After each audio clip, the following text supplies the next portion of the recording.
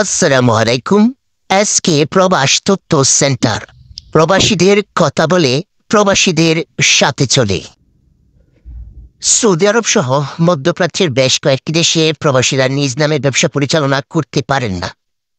অর্থাৎ ব্যবসা নিজের হলেও তার কাগজে কলমে মালিক হতে পারেন না প্রবাসীরা।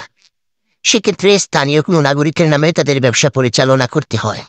ব্যবসার বড় একটা লভ্যাংশ দিতে হয় সেই ব্যক্তিকে। তবে বিপত্তিটি ঘটেছিল অন্য জায়গায়। সৌদির এমন আইনের ফলে অসাধু কিছু নাগরিক প্রবাসীদের ব্যবসা নিজেদের দখলে নিতে পারত। যে কোনো সময় ব্যবসা দখলের শিকার হয়ে প্রবাসীরা নিঃস্ব হয়েছেন এমন ঘটনা নিতান্তই কম নয়। সৌদিতে এই আইন প্রবাসীদের ব্যবসার ক্ষেত্রে বড় বাধা হিসেবে দেখা হতো। ব্যবসা দখল হয়ে গেলে আইনের আশ্রয় নেওয়ার সুযোগ পর্যন্ত পেত না প্রবাসীরা। বাংলাদেশি অনেক প্রবাসীকেও এভাবে ভয়াবহ ক্ষতিগ্রস্তর সম্মুখীন হতে হয়েছে। তবে এবার এই নীতিতে পরিবর্তন আনতে যাচ্ছে সৌদি আরব সরকার।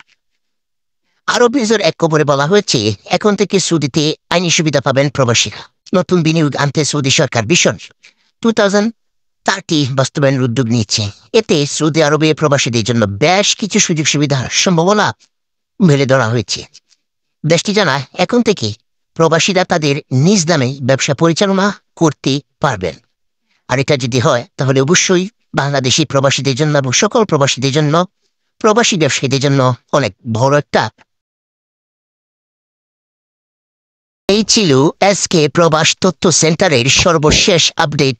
পরবর্তী আপডেট পেতে চাইলে সঙ্গে থাকুন। ধন্যবাদ।